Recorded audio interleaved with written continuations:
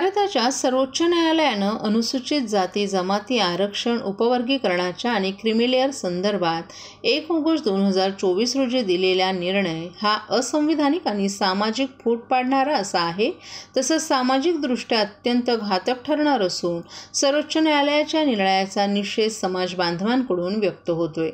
सर्वोच्च न्यायालयाद्वारे घेतले गेलेल्या मागासवर्गीय विरोधी निर्णयामुळे सामाजिक स्तरावर चिंता व्यक्त करण्यात येत असून समाजात प्रचंड असा रोष व्यक्त केला जात आहे. तेव्हा या घातक निर्णयासंदर्भात योग्य तोडगा काढण्यासाठी संसदीय विशेष अधिवेशन बोलावून अनुसूचित जाती जमाती आरक्षण उपयोगी करण्याचा निर्णय तात्काळ रद्द करण्यात यावा या मागणीसाठी RPI आठवले गट, बसपा तसंच आदिवासी समाज बांधवांनी एकत्र येऊन ठाणे जिल्हाधिकारी कार्यालयाबाहेर जोरदार निदर्शनं करीत सर्वोच्च न्यायालयाच्या निर्णयाचा निषेध व्यक्त केला. तर RPIच्या आठवले गटानं कोटनाका येथील डॉ. बाबासाहेब आंबेडकर यांच्या पुतळ्याजवळ काही वेळ रास्ता रोको आंदोलन केलं. सुप्रीम कोर्टाच्या 7 जजनी जे ऑर्डर दिलेली आहे त्याच्यामध्ये SC STच्या लोकांचं वर्गीकरण करण्याचा जो त्यांनी दिलेला आदेश आहे त्यामध्ये नॉन क्रिमिनलची जी अट टाकणार आहेत ती गोष्ट आमच्या दलित समाज आदिवासी समाजाच्या विरोधातली आहे. त्यामुळं SC STच्या सर्व समाजांनी लोकांनी ह्या सुप्रीम कोर्टाच्या निर्णयाचा निषेध केलेला आहे. तो निर्णय सरकारने लावू नये, त्या निर्णय सुप्रीम कोर्टाने मागे घ्यावा ही आमची प्रमुख मागणी आहे. त्याच्यासाठी आज इथं सर्व दलित समाज जे SC STचे लोक आहेत ते सर्व मिळून एकत्र आंदोलनात उतरलेले आहे. काय वाटतं, सरकार ही अट शिथिल करतील का? करायला पाहिजे. करतील का म्हणजे मेहरबानी करतायत का? संविधानिक बाब आहे, त्याला करावं लागेल. रोजच्या धकाधकीच्या आयुष्यात छायाचित्रकार त्यांच्या दैनंदिन कामांबरोबरच आजूबाजूला घडणाऱ्या घटना आपल्या छायाचित्रात टिपण्याचा प्रयत्न करीत असतात. त्यांच्या या कलागुणांना वाव देण्यासाठी आणि छायाचित्रकारांना स्वतःचं अस्तित्व प्रस्थापित करण्याची संधी देण्यासाठी अशा प्रकारच्या छायाचित्र प्रदर्शनाची आवश्यकता असल्याचं मत राष्ट्रीय छायाचित्र स्पर्धेच्या पारितोषिक वितरण सोहळ्यात खासदार नरेश म्हस्के यांनी व्यक्त केले.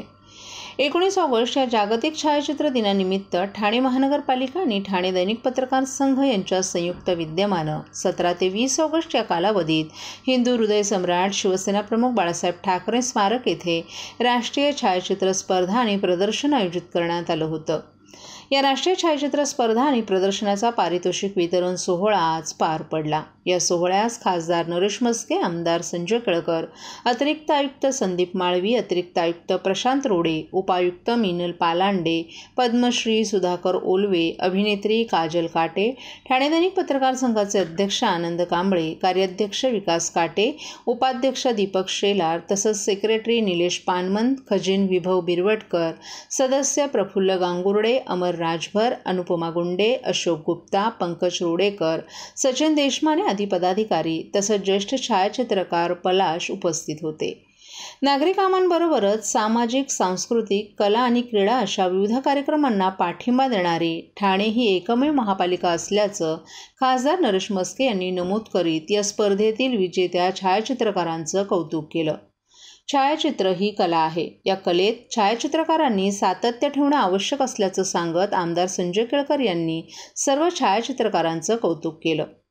फोटोग्राफीच्या पलीकडचं जग या छायाचित्र प्रदर्शनात अनुभवायला मिळालं. महापालिकेच्या माध्यमातून हे प्रदर्शन भरवण्याची संधी महापालिकेला मिळाली. यापुढे महापालिका या प्रदर्शनाच्या पाठीशी राहील असं अतिरिक्त आयुक्त संदीप माळवी यांनी प्रास्ताविकपर भाषणात नमूद केले.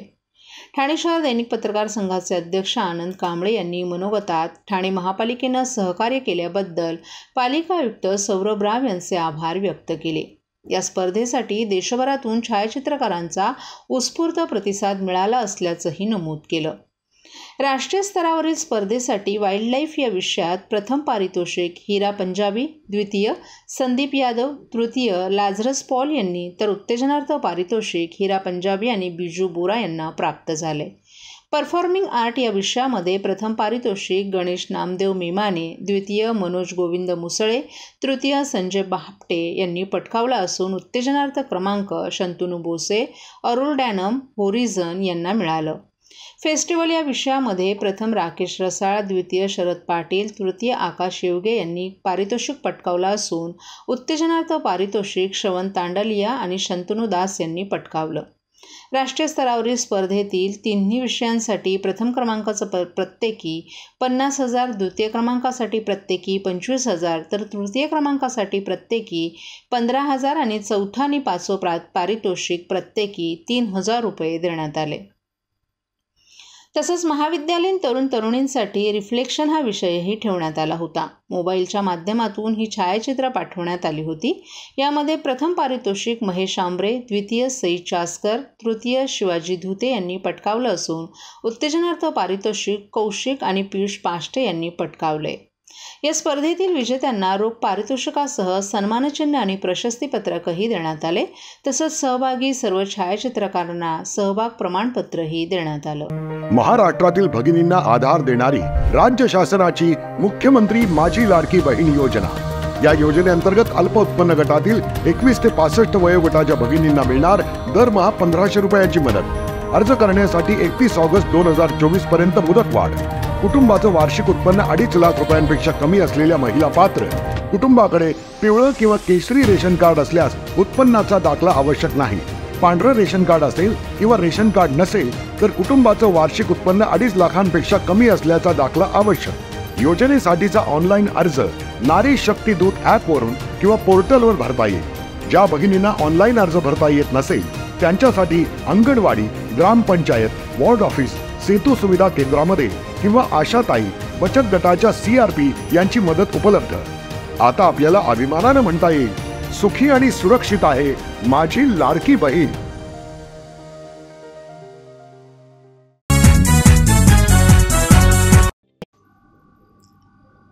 शिवसेना खासदार नरेश म्हस्के यांनी काल दिल्लीत पत्रकार परिषद घेऊन बदलापूर येथील अत्याचाराच्या घटनेवर तीव्र प्रतिक्रिया व्यक्त केली आहे. त्यांनी या प्रकरणात पोलिसांनी दिरंगाई केली असल्यास त्यांच्या विरोधात कारवाई होण्याची मागणी केली आहे. तसंच अशा घटनांमध्ये दोषींना कठोर शिक्षा मिळावी यासाठी फाशीचा कायदा असावा अशा भावना देखील त्यांनी व्यक्त केल्यात. नरेश म्हस्के यांनी यावेळी काही राजकीय नेत्यांवर टीका करताना या संवेदनशील घटनेचा वापर राजकीय स्वार्थासाठी केला जात असल्याचं सांगितलं. बदलापुरातील आंदोलनाच्या संदर्भात बोलताना त्यांनी प्रश्न उपस्थित केला की विरोधक या घटनेचा राजकीय फायदा उठवण्यासाठी वाट पाहत होते का? आंदोलनात बाहेरील लोकांचा सहभाग आणि राजकीय बॅनर असलेल्या गटांचा सहभाग हा अतिशय लज्जास्पद असल्याचं म्हस्के यांनी नमूद केलं. शिवसेनेची भूमिका स्पष्ट करताना वक्फ बोर्डाबाबत हिंदू हृदय सम्राट बाळासाहेब ठाकरे यांनी जी भूमिका घेतली होती तीच भूमिका शिवसेना आजही टिकवून ठेवत असल्याचं त्यांनी सांगितलं. तसंच त्यांनी उद्धव ठाकरे आणि त्यांच्या गटावर देखील टीका केली. सोनिया गांधींच्या नेतृत्वाखालील काँग्रेसचा उद्धव ठाकरेंनी स्वातंत्र्यवीर सावरकरांचा अपमान करणाऱ्या पक्षासोबत असणं हे बाळासाहेबांच्या विचारांच्या विरोधात असल्याचं म्हस्के यांनी म्हटलं आहे. तसंच म्हस्के यांनी उद्धव ठाकरे आणि त्यांच्या गटाच्या उद्योगधंद्यांवरील भूमिकेवरही टीका केली. उद्योजकांवर टीका करून त्यांना गुप्त भेटायचं आणि त्या उद्योगांना त्यांनी आळा घालावा अशी टिप्पणीही त्यांनी यावेळी केली. वाईट वाटतंय, त्या घटनेची चीड मला पण आहे. त्या माणसाला फाशी द्यायला पाहिजे, कायद्यात बदल करायला पाहिजे, अशा पद्धतीचा कायद्यात बदल करायला पाहिजे अशी मागणी करा तुम्ही. परंतु लोकांच्या भावना भडकवणं आणि त्याकरता प्रवृत्त करणं ही अतिशय लांछनास्पद गोष्ट आहे आणि ती विरोधी पक्षाकडनं झालेली आहे. एक लहान कोवळ्या जीवांना आपल्या राजकीय फायद्याकरता ह्या मुलांचा आधार घेणं अतिशय वाईट गोष्ट या महाराष्ट्राच्या परंपरेला धरून नाही आहे. आणि ज्या ठिकाणी शरद पवार साहेबांकडनं ज्या आघाडीमध्ये आहेत त्यांच्याकडनं ही अपेक्षा नव्हती. कालपर्यंत पवार साहेबांबद्दल एक वेगळा रिस्पेक्ट होता, परंतु अशा या कृत्यामध्ये जर पवार साहेब पण सहभागी असतील तर त्यांचा जो रिस्पेक्ट कमी नक्कीच होणार. सुषमा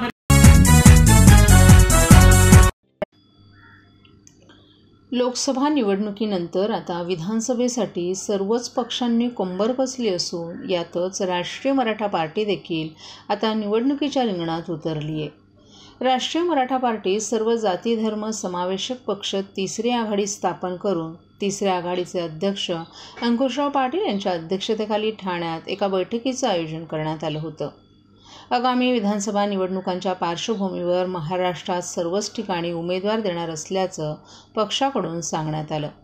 शेतकरी, बेरोजगार, महागाई, मराठा आरक्षण, ओबीसी आरक्षण अशा विविध विषयांबाबत निवडणुकींचा अजेंडा असणार असल्याची माहिती यावेळी राष्ट्रीय मराठा पार्टीचे अध्यक्ष अंकुशराव पाटील यांनी दिली आहे. आम्ही राष्ट्रीय मराठा पार्टीच्या वतीनं महाराष्ट्रामधल्या सर्व 288 जागांची लढवण्याचा आमचा प्रयत्न आहे आणि आम्ही सर्व आता आमची कार्यकारिणी झालेली आहे आणि ह्या कार्यकारिणीच्या माध्यमातून आम्ही सारख्या अशा 8-8 दिवसाला आम्ही मिटिंगला घेतो आहोत. आम्ही तर विभागवार सगळ्या आम्ही सर्व विभागाचे प्रमुख आम्ही नेमणार आहोत, जिल्ह्याचे प्रमुख नेमणार आहोत, पूर्ण विधानसभेचे आम्ही प्रमुख नेमणार आहोत आणि त्या माध्यमातून आम्ही महाराष्ट्रामध्ये पूर्ण असा दौरा करणार आहोत आणि दौरा करून ह्या दौऱ्याच्या माध्यमातून सर्व जाती धर्म सर्वांच्या आम्ही बैठका घेऊन आम्ही राष्ट्रीय मराठा पार्टीकडे ज्याला उभा टाकायचा आहे, ज्या उमेदवाराला इच्छुक उमेदवार आहेत विधानसभेचे, त्यांनी आमचं जे राष्ट्रीय मराठा पार्टीचं आपल्या ठाण्यामध्ये तेमिनाक्याला ऑफिस आहे, माननीय अडचणी पाटील साहेब आहेत, तर त्यांच्या ऑफिसमध्ये पूर्ण महाराष्ट्राचे ज्यांना तिकीट पाहिजे त्या इच्छुकांनी तिथं अर्ज करायला पाहिजे आणि ते अर्ज आल्यानंतर आम्ही छाननी करून मग आम्ही आमचे विभागीय असतील, जिल्हा अध्यक्ष असतील आणि विधानसभेच्या अध्यक्षाकडून पूर्ण अहवाल घेऊ आणि सक्षम अशा पद्धतीचे उमेदवार आम्ही देण्याचा प्रयत्न करू, म्हणजे जेणेकरून मेरिटमध्ये तो निवडून आला पाहिजे अशा पद्धतीनं. आणि आम्ही सगळे जे काही निवड करायचे ते आम्ही सगळी कमिटी आहे, त्या कमिटीच्या वतीनं आम्ही सगळं समावेशक असा आम्ही निर्णय